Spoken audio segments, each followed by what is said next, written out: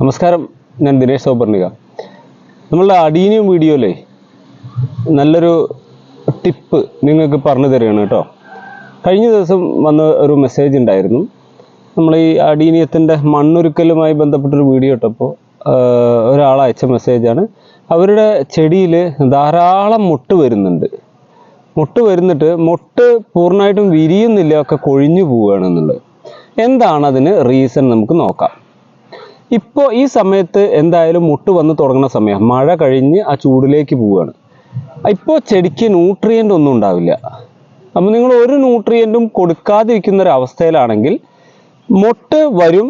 പക്ഷേ ആ മുട്ടിന് വളരാൻ വേണ്ട പൊട്ടാസ്യം കണ്ടൻറ്റോട് കൂടിയ മറ്റെല്ലാ ന്യൂട്രിയൻറ്റും കൃത്യമായി കിട്ടാതിരുന്നാൽ മുട്ട് കുറച്ച് പൊന്തി വന്നിട്ട് വിടരാൻ പറ്റാതെ കൊഴിഞ്ഞു പോകും. അത് ഒന്നാമത്തെ റീസൺ.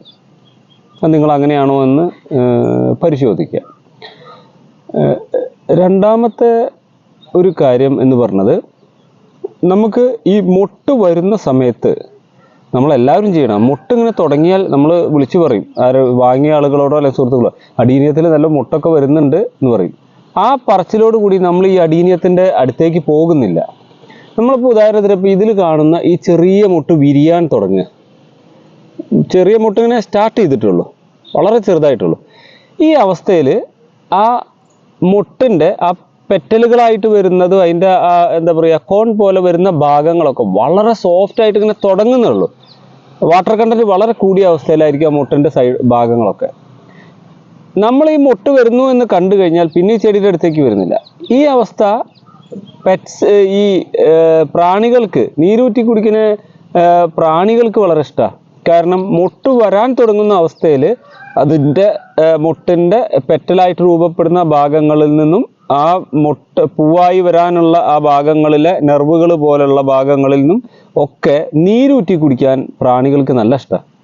ഇവരെന്താ ചെയ്യാറിയോ, ഈ മുട്ട് രൂപപ്പെട്ട് മുട്ട് പുറത്തേക്ക് വരുന്ന സമയത്ത്, ആ മുട്ടിൻ്റെ തുടക്ക സമയത്ത് ഇതിൻ്റെ മുട്ടിൻ്റെ അടിഭാഗത്ത് ഇരുന്നിട്ട് അതിൻ്റെ കൊമ്പ് അതിൻ്റെ ഉള്ളിലേക്ക് ഇറക്കിയിട്ട്, അല്ലെങ്കിൽ സാധാരണ രീതിയിൽ വലിച്ചെടുക്കാനുള്ള സംവിധാനത്തിൽ പെസ്റ്റുകൾ ഇരുന്നിട്ട് ഈ ഇതിൻ്റെ ഉള്ളിലത്തെ നീരിങ്ങനെ വലിച്ചെടുക്കും.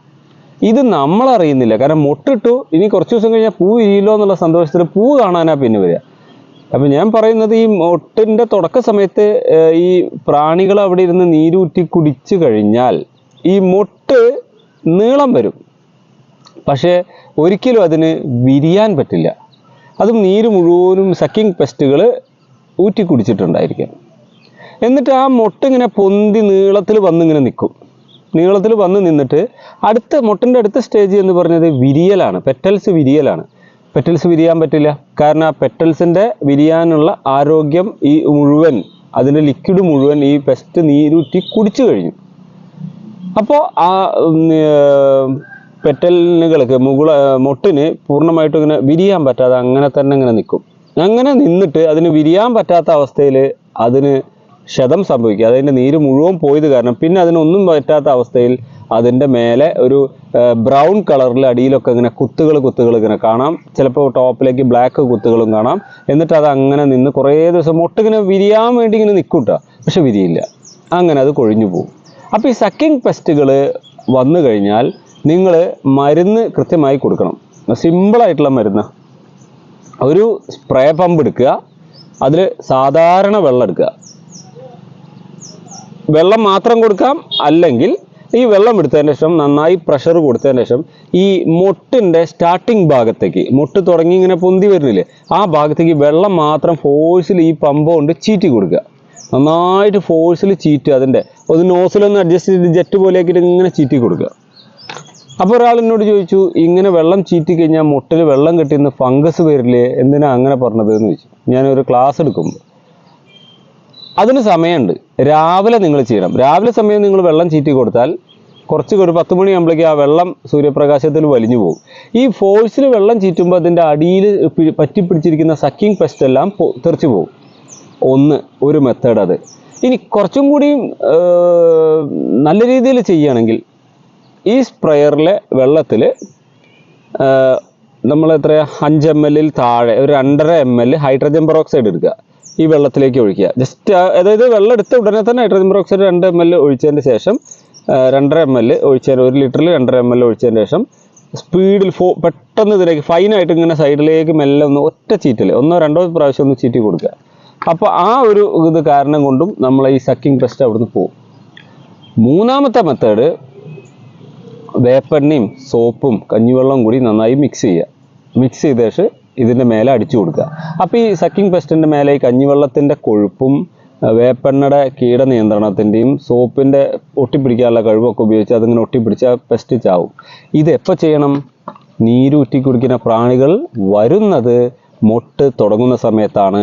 പല ആളുകളും ഇങ്ങനെ ലാസ്റ്റ് മൊട്ടൊക്കെ ഇങ്ങനെ വന്നു കഴിഞ്ഞ ശേഷം വിരിയുന്നില്ല എന്ന് പറഞ്ഞിട്ട് മരുന്നടിക്കും. ഒരു കാര്യമില്ല. അപ്പോൾ ഇന്നത്തെ വീഡിയോ സക്കിംഗ് പെസ്റ്റ് അല്ലെങ്കിൽ മൊട്ട് വിടരാത്തതിന് സക്കിംഗ് പെസ്റ്റുകളെ എങ്ങനെ നിയന്ത്രിക്കാം എന്നുള്ളതാണ്. ഇത് നിങ്ങൾ കൃത്യമായി ചെയ്യുക. ഇനി ഈ മരുന്ന് അടിക്കൽ അല്ലെങ്കിൽ ഇനി കീടനാശിനി അടിക്കുക കേട്ടോ. കീടനാശിനി നമുക്ക് ഹാംഫുൾ ആയതുകൊണ്ട് ഞാൻ അതിനെപ്പറ്റി പറയുന്നില്ലല്ലോ. നിങ്ങൾ ഒരിക്കലും ഈ വെള്ളം ചീറ്റലോ മറ്റുള്ള സാധനങ്ങളോ വൈകുന്നേരം ചെയ്യരുത്. വൈകുന്നേരം അങ്ങനെ നിങ്ങൾ വെള്ളം ഇവിടെ ചീറ്റി കൊടുത്താൽ വെള്ളം അവിടെ നിൽക്കും, മുട്ടിൻ്റെ ഇടയിൽ നിൽക്കും, അവിടെ ബ്ലാക്ക് കളറ് വരും, പെട്ടെന്ന് പിറ്റേ ദിവസത്തേക്ക് ഫംഗസ് വരും, ആ ഭാഗം കരിഞ്ഞു പോകും അല്ലെങ്കിൽ ചീഞ്ഞു പോകും. അപ്പോൾ അതിന് രാവിലെ തന്നെ ചെയ്യണം.